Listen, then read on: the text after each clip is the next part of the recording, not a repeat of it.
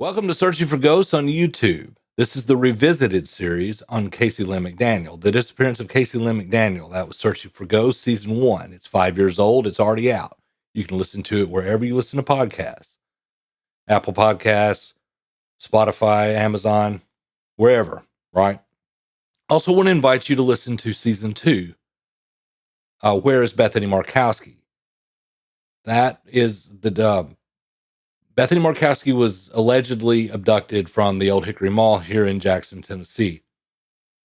That season is out as well, anywhere you listen to podcasts. But also, each week, when I do the Revisited, later in the week, a new episode of Bethany's comes out with videos. You can actually watch the podcast in its entirety instead of just listening to it. It's got some really cool... any of the things I quote, there's newspaper, so you can read it for yourself. And then there's some cool images in there too, to make it's not just a still shot of, and then the audio running. That it actually turned out really well. I didn't know that I could do that. I didn't know how well that would turn out to put video to. I don't think Cayce's would have done that. It's kind of why I'm doing the Revisited series with this one. But with Bethany's, it really worked out well. Pairing the video with audio that's 5 years old, it actually really works. And you can go to the YouTube channel and find the playlist for each season. I'm working on season 3 right now. That'll be on Nancy Blankenship. And plan on doing the same thing there. Also going to do a Revisited on Bethany Markowski, but that's going to be with her mother. She's going to come into the studio, and we'll let her tell that. As you know, with Cayce's, it was hard enough to get people to participate in the actual podcast. So the Revisited is just me telling it, because that's just the easiest way. But we're going to get Bethany's mother in here, and we're going to revisit together that season. So there's a lot more on this channel than just the Revisited series, and I hope there's going to be a lot more. So check it all out, guys, and share it, and please subscribe. It helps so much. Let's listen to this introduction that kind of sets up this episode, which is episode 6, 4 days in. Previously on Searching for Ghosts. I spent an entire year nothing but that case. I had a super boss at that time, one from McCoy, and he took me off everything and told me just to concentrate on that case. Right.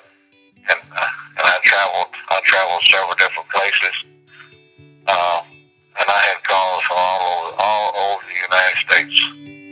And of course, we questioned a lot of people. No quote photographic evidence from police of that scene, because they aren't brought to the scene until the next day, and I don't even know if they even came in, honestly. I think that, right off the bat, the police thought she ran away. But there was supposed to be a payphone in there. Yeah, and I don't know why no one whoever she called at that church, if she'd left, is who she left with. They say that hindsight is 20/20.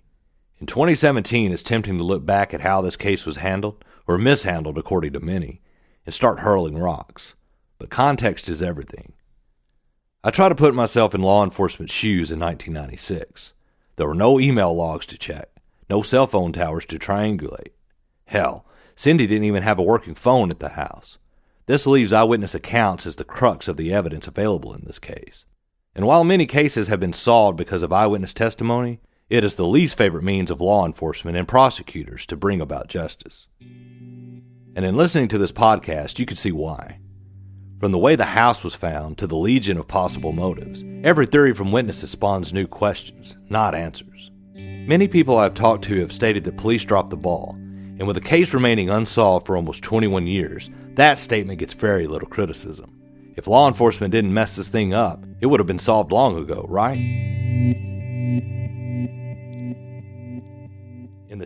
It is apparent from the news articles in those early days of Cayce's disappearance that there was much confusion about how to classify this case. Remember this from last episode? The article included a picture of Cayce with a caption asking if she was a runaway or a kidnap victim. So 1 month after she went missing, Cayce's disappearance was being looked at as this hybrid of a runaway and an abduction.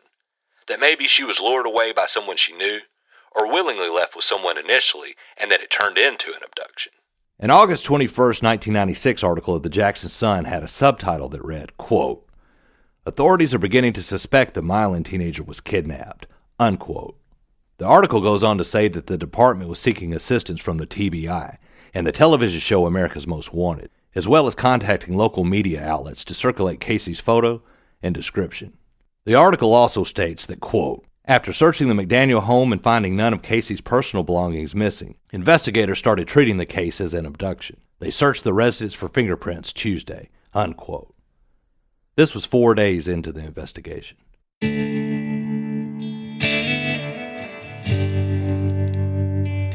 This is what received so much criticism from the people that I talked to about this case. How many days would you say it was before the Milan cops come to Cindy's house? We were there first. 4. It was More. 4 or 5 days. And we were using the hairbrush and stuff, and I don't even think that the house was never taped off as a crime scene. It was several days before I think they even come.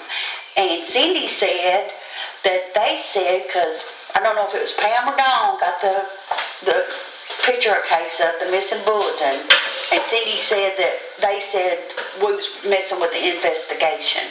So that's just out of Cindy's mouth to me. Right. And I couldn't figure that one out. 1 month later, in the September 15th, 1996 edition of the Jackson Sun, Cindy's boyfriend Steve was quoted with a similar complaint. Quote, "Police did not come to the house until a week after Cayce disappeared," Steve says. "Then the police wanted to know why the scene wasn't just the way it was a week earlier, why stuff had been moved. I asked where they had been when they were needed," unquote. While it wasn't a week later, his point is noted. But it should also be noted that Cayce wasn't reported missing until around 2 p.m. on Saturday, August 17th, some 12 hours later after Cindy came home and found the house with the door open. So the possible crime scene theoretically could have been tainted in that 12-hour period. But 12 hours is still much better than 3.5 to 4 days. It appears that the time lag in treating the house as a crime scene goes back to initially looking at the case as a runaway situation. The same article has Cindy being critical of law enforcement. Quote, "Cindy, too, is bitter about the police not helping any faster. She believes the wait to get the TBI and the FBI involved lost valuable time," unquote.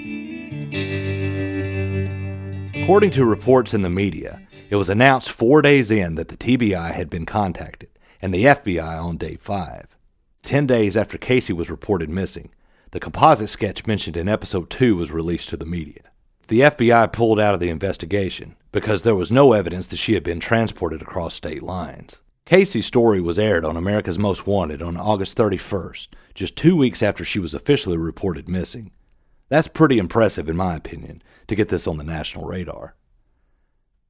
After the America's Most Wanted airing, a tip of a sighting came in reporting that Cayce was seen hitchhiking with an older man in Hayti, Missouri.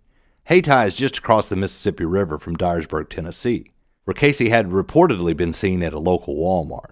There are no reports that the FBI re-entered the case after these sightings, which should have met the crossing state lines burden if the tips were deemed credible. In the next couple of months, investigators released to the media that they had questioned a Carroll County teen and were looking into a rape suspect in Nashville that matched the composite sketch. Both of these leads were fruitless.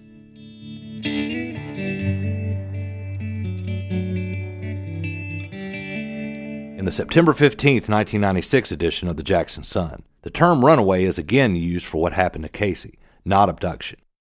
Quote, "Lieutenant Jerry Hartsfield of the Milan PD says that there have been runaways in Milan before, but Cayce is the first one who hasn't been located quickly. It really bothers me that all the people at the church said she seemed just fine the night of the party. I think she ran. Maybe she left with somebody she knew, somebody she felt comfortable with, and then couldn't get back," unquote. Just from looking at available news reports, it appears that once the abduction word was being floated around, that's when real movement started to happen. But it appears that the runaway theory was still there as well. It was 4 days in before terms like foul play and abduction were being used in the media. It is also important to note that the local media was not as quick to report on this case. The first news report that I can find is August 19th, 1996, 2 days after she was reported missing. It could be that they weren't contacted by law enforcement, but there is another possibility. President Clinton was in West Tennessee at this time, campaigning for his second term in office. One thing that hasn't changed in 2 decades is how politics can make us lose sight of everyday life.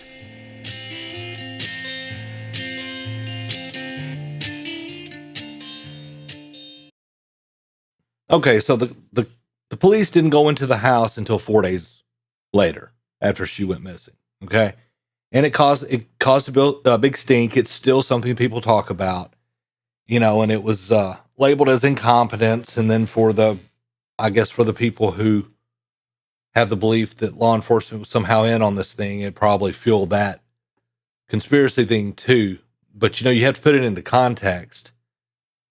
I wanted to come at this objectively, just like with the Cindy thing. Well, let's look at it, and you're only, as an investigator, you're only as good as the information given to you, right? I mean,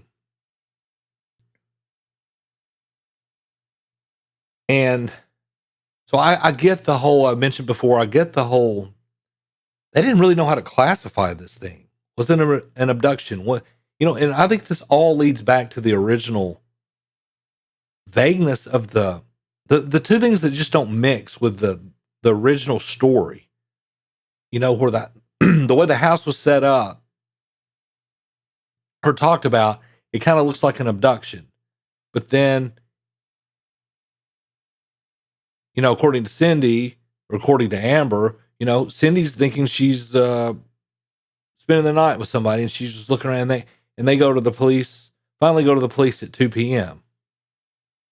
the next day. Well, that's not.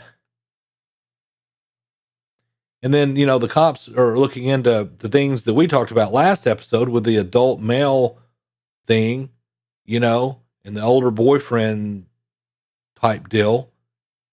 And you can see why they thought it was a runaway, and I'm not saying they shouldn't have gone in the house or whatever, but just kind of looking at it 20 years later, or now 25 years later, and you're like, well, I mean, it doesn't really seem like there was a sense of urgency in the initial,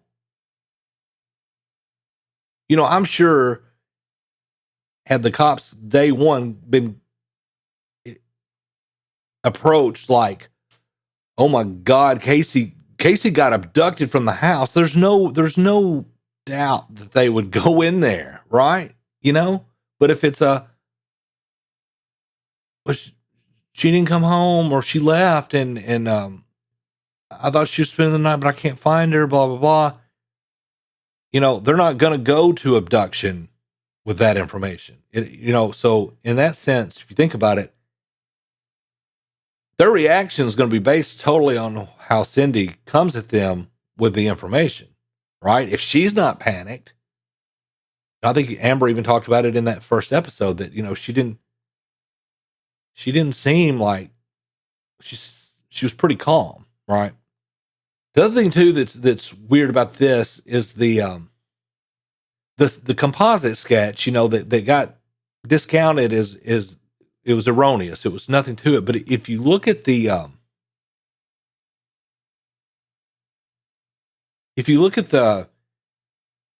trajectory of the supposed older man that Cayce was, okay, it was Trenton at the Trenton Fair. Then they were spotted in Dyersburg, okay? And then the America's Most Wanted thing comes out, and a call comes in saying she was spotted with an older man, and I don't know if it matched the composite, but in Haytime, Missouri. Well, 30 minutes maybe from Dyersburg to Haytime? If that,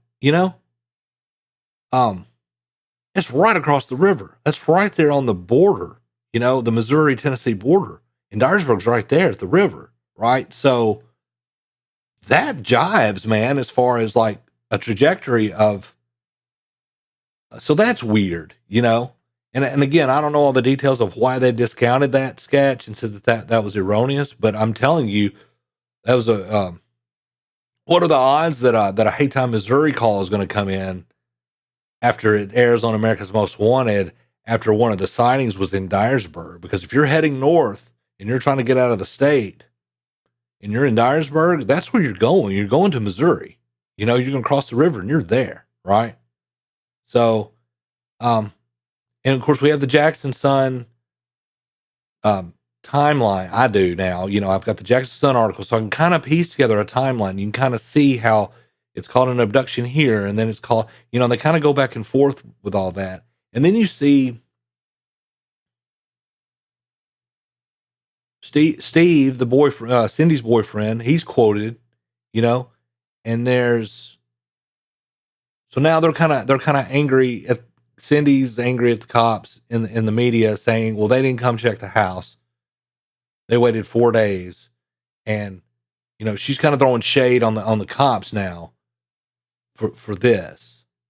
Of course, you're reading this and you see the mother of the missing child is screaming that the law enforcement's not doing enough.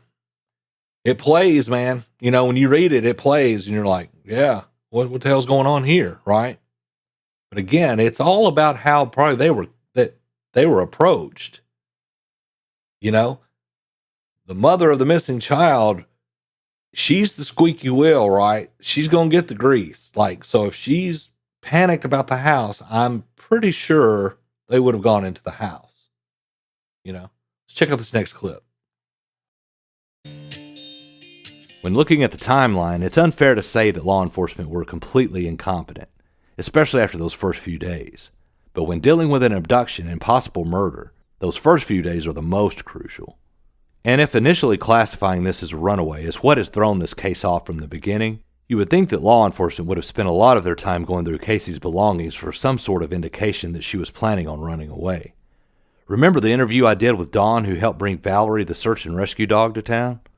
She also had this to say. Like I said, 2 weeks later, it hit me. And what about her locker at school? And Cindy and I went, and they had not even, how little girls, right? Cayce loves so-and-so, that kind of stuff. In my opinion, going through a 14-year-old school locker is the 1996 equivalent of searching email or website history. In 1996, if you want to know what a teenage girl is thinking, check the notes she writes and receives from classmates. To be fair, I know that police do have possession of Cayce's diary. Not checking her school locker is a ball drop, though. And like I said in the clip, they did have her diary. I think that ended up being in the media where they said that, and that's probably where they got a lot of the knowing who to talk to as far as these boyfriends or whatever, and that's probably how they were coming to Cindy with some of the stuff. Did you know that this guy here, because they went through her diary, and Cindy probably didn't, she probably didn't know where it was. But the school locker thing, yeah, again, like I said in the thing, and that would be the equivalent of going through her emails or something. For me personally, my biggest complaint is how police have decided not to cooperate in any way with this podcast. The message I received from the mayor's office that they didn't want any media involvement was heard loud and clear, and I get it, to some extent. But this is the 21st century. The role that podcasts have recently played in bringing justice is undeniable. Whether it's the wrongly accused in Adnan Syed to a cold missing persons case in Tara Grinstead, law enforcement in this country and other countries are using the podcast as an investigative tool. One of my favorite podcasts is from the Canadian Broadcasting Corporation and David Ridgen. It's called Someone Knows Something. Here's a clip from Season 2. Law enforcement agrees to sit down with David, and even though they remain relatively tight-lipped, David still comes away with more info than he had when he walked in. This is a CBC original podcast. I ask the current investigator on the case, Peter Tom, again, point blank, about blood, and he remains cagey but eventually gives me a partial answer. Can we confirm or deny that? I mean, we know that there's various things found broken and all this kind of stuff, but can we confirm or deny that blood was found? I'm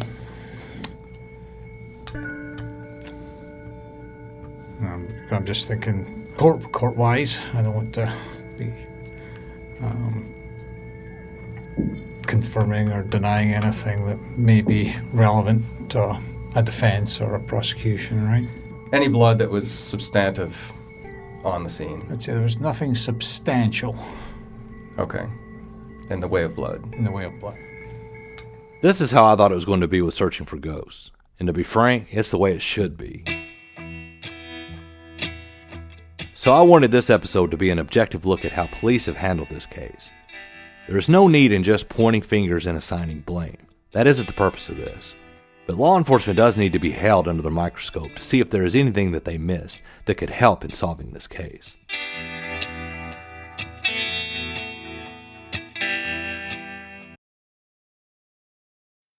Okay, so this was my beef, that they wouldn't even talk to me at all. And so I played a clip of a podcast I was listening to at the time, which I really like. Someone Knows Something. It's out of Canada. Of course, this guy's got the Canadian broadcast system. It's like they're one of their big networks, right? It'd be like the BBC in England, or ABC or CBS here. So he's got all kinds of resources. But that clip there, those cops, he asked questions, and then they dance around the stuff. They tell him what they want to be known, and if they don't want something known, they don't tell him. And that's all I really wanted from Milan PD, because it's smart from their angle, because it gives the impression that they care, that they're working on it, and that they're not looking at anyone else who's trying to find answers as being adversarial. But, there are just some things, Mr. Barnett, that are above your pay grade, and we can't let you, in on, blah, blah, blah. Man, that's good PR. That's good PR. It looks good, makes everybody happy, and it quells any kind of conspiracy about, people are still going to poke and be like, he didn't answer that question. He asked him that question, and he didn't answer that because the cops are hiding. I'm sure there's always going to be that. But I think you squash a bunch of that rumor mill stuff with the cops being in on this junk, by just sitting down, even if there's really nothing gained from the interview information-wise, right? Just it's an olive branch, right? I have even a better perspective on this than I did when I made this episode, because I had not done season 2 yet. And that's one of the reasons I brought Bethany's season up in the beginning of this video. You want to see how it's done, how it's supposed to go, how a season of this podcast is supposed to go. Listen to season 2. Okay. And this ties back into how it's all about the information you get and to be quite honest, it's all about how the parent, especially when we're talking missing children, it's all about how cooperative the missing child's parent or parents are. Right? Okay? Johnny Carter, who is Bethany's mother, documented everything. Invited me to Nashville to interview, and had a room full of people who were witnesses. So I could do 6, 7 different interviews all at once. She had documentation. That's why I urge you to go listen to that seat. Go watch the seat. I have 4 or 5 episodes up now. 5, 6 this week. It'll be 6 this week. And anytime there's some kind of written documentation, because she got everything in writing from witnesses herself. Okay. I put that up on the screen. That makes all the difference. Well, she lined up now I will say this is apples to apples comparison with Milan PD. So I will say this, even Johnny couldn't get me the current people investigating the case. all the retired people, retired TBI agent, retired Jackson police lieutenant or investigator, right? And you'll hear in that season a way better example than what I had in that with someone knows something. Jack Van Hooser from the TBI retired. I'd ask him a question and he'd be like, I can't tell you that. He's like, no nonsense. Like, I can't tell you that. But then he would turn around and tell me a bombshell thing that I didn't ask for. Right. That season's how it's supposed to happen. That's how it's supposed to work. I'm not the enemy here. Right. But so much of that has to do with, a majority of it has to do with Johnny. She lined up former TBI. She lined up the cops, and they want to do anything to help her because, there's so much passion in the Bethany Markowski case because Johnny has never stopped fighting. She's become a national advocate for fingerprinting, right? She is the typical, my child is missing and I'm going to go to the ends of the earth to find what happened. And when you have that as a foundation, everything is easier. It was so much easier for me to get interviews, and they were trepidatious, man. Don't get me wrong. Like I said, Jack Van Hooser, he's a cowboy. He's like tough as nails, but it's one of the best interviews. He gave me as much as he felt comfortable giving me.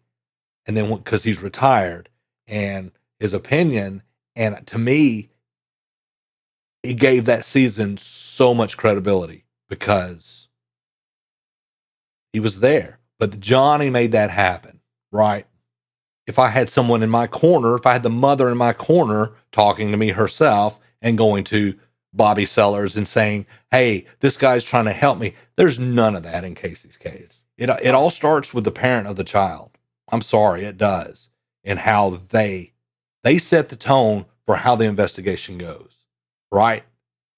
And, because Johnny with Bethany's was like, I have nothing to hide. I'll tell you everything I need to know. She was an open book to police.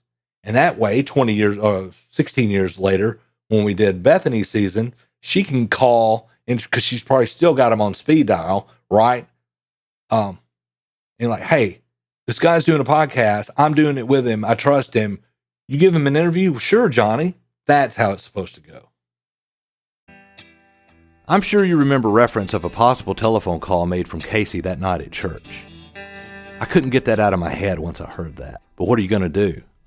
You need a court order to get those records. I've heard that police never looked into this, but that the podcast had caused them to investigate this now. I wish that I could say that hearing that made me rest easier, but it didn't. But while we were investigating this case and talking to various people, the phone call was brought up almost in passing from a friend of Cayce's at the time. She agreed to talk to me on the record, but requested her name not be used. I wasn't standing right beside her, but she had said she was going to try to call and find her mom. I don't know where she called, and I don't know if she even spoke to anyone, but I do know that she said she could not get in touch with her mom. Okay, and that was at the church. That was at the church, and it was not a payphone. There's not a payphone at that church. Okay. To the best of my knowledge, there's never been a payphone. It was just a regular, landline telephone. The only reason that I can remember a phone call that night is because the phone call, had to do with me. She was trying to get permission to spend the night with me. Okay. So that's the only reason that if that hadn't been the case, I probably couldn't sit here and tell you one way or the other. Yeah. And like I said, I can't even guarantee you beyond a shadow of a doubt that she made a phone call. Yeah. I do feel comfortable. I feel like she had attempted to call somebody. Yeah. You know. You've never been contacted by police ever about this, right? No. Okay. No. Okay. Now, do I feel like she made plans for someone to come pick her up? No, because I was two at 14 years old. And we're all naive at 14, Yeah. But I would like to think that she honestly tried to call her mom to get permission to spend the night. We had plans the next day, I had other kids staying in my house that night. You know, it just kind of made sense. And then when we parted ways that night, you know, we were planning to meet up the next day and then her stay with me tonight and just go ahead and plan on it, you know, before anything got started. So I would like to think that no, she wouldn't have made plans for something else that night or even to run away. I don't feel that that's what happened, but, Yeah. you know, I mean, you know. This is why it's so important to go through this thing slowly and try to look at everything, especially from the night in question. This might have not been a pickup call from Cayce. This could have simply been a call to get permission to stay the night with a friend. But if this were never investigated, how do we know? Since Cindy didn't have a working phone at the house, who did Cayce call? How many calls did she make? If law enforcement never looked into this, what else was missed? Okay, so here's a possible explanation of what the phone call was from the church. You know, again, it's kind of vague. She's not sure, but, you know, that's what she was told. She was going to go try to get permission because she was going to try to come home with her. We did find out, I think for sure, I can't remember how we found out, but, you know, that the cops did miss that one. You know, to look into it. Like I said, even if it were nothing, you got to look into it, you know. And, you know, and you could have pulled the records to see what numbers were called, what, you know, if she were trying to get Cindy. Because it seems like later somebody tells me that she got in touch with Cindy at a bar. So I don't know. Again, I had to get there before I remember. The science isn't settled for me with the phone call. I don't know, because like I said, this source says, and of course it's just one source. I can't corroborate it. I'd like to have some backup on that. And she wasn't standing right there. She just remembers her going off and saying she was going to try to get permission so that she could sleep with her, stay over that night, you know? So that's a benign explanation for the phone call, if that is true. You know, a non-nefarious. I mean, not that Cayce calling somebody to pick her up is nefarious, but you know, it's a game changer, right? This, if that's what it was, not a game changer, right? And can still lend itself to the, in theory, the abduction from the house. You know, Cayce had all intentions of going home, like she did, and staying there, right? So that's kind of back to square one with the you know, with the phone call thing. You know, it might have not been anything. You know, might have just been exactly what this source said it was. You know, and that kind of going back to what I was talking about how the podcast should go, or how an investigation should go versus how it shouldn't. It's another thing too. And don't get me wrong, I'm not saying anything about this source, but again, the foundation of this thing is so cloak and dagger, and it's got so many. It's just so filled with rumors, you know. And I do hold law enforcement, current and past, somewhat responsible for that, because transparency keeps a lot of that crap at bay. And I get you have to, you know, you don't let the public in on your investigation.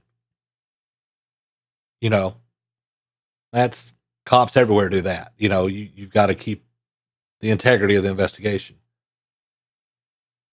But this thing became so like really Southern Gothic mystery upon mystery. It's a wonder I'm the first person to ever do anything on this case, because, you know, this is one of those they could make into they really could do an investigation discovery thing on it, because it's just so mysterious. But again, it hurts everything all the way 20 years down the line when you've got somebody telling you that, okay?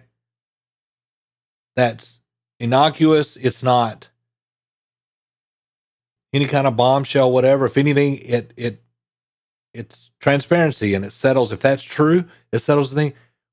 But the fact that they didn't even want to give their name just to give me that information.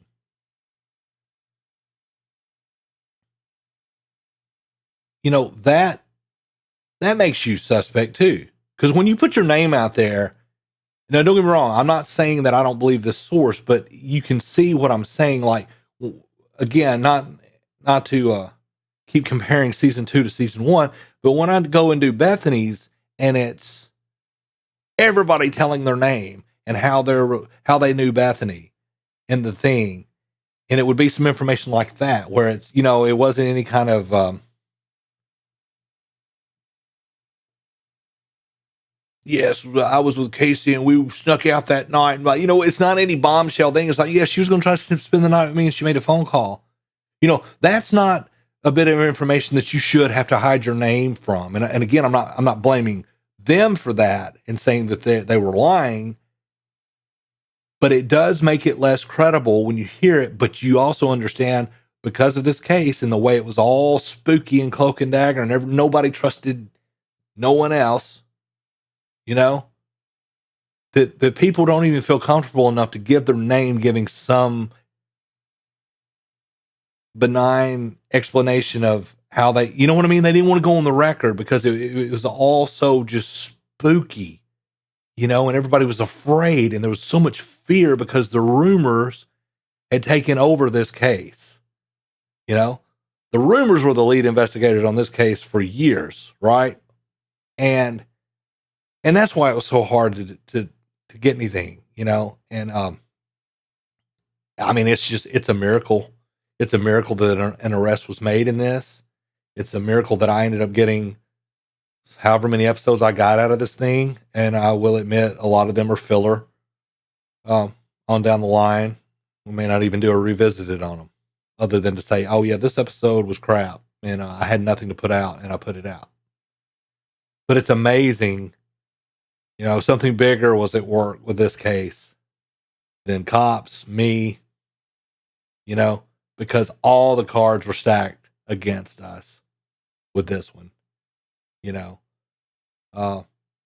gun to head. You want me to pick between Bethany and Cayce's, which one was going to get answers first?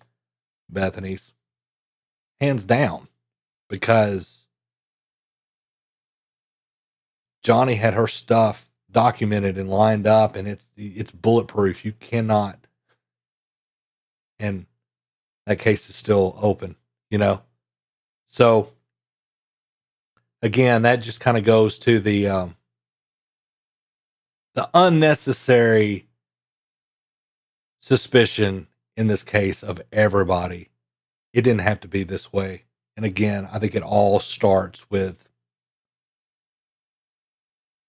the parent of the missing child. If you're being secretive, it starts everything. That starts the ball rolling in this. And to some degree, I understand the police not being as open as they could have been. They didn't know who to trust either. I guarantee it. If I didn't 20 years later, I know they didn't. But it's a snowball effect. And it started this whole thing to even 20, 25 years later. It's a hot mess, and thank God they made an arrest, and let's just hope Cayce gets justice. Anyway, guys, hope you enjoyed this. Subscribe, go watch Bethany's, go listen to Bethany's. Help me spread the word about this. This podcast is done a lot of cool things, and I wanted to do more. So anyway, guys, I'll catch you on the flip side for episode 7. Thanks.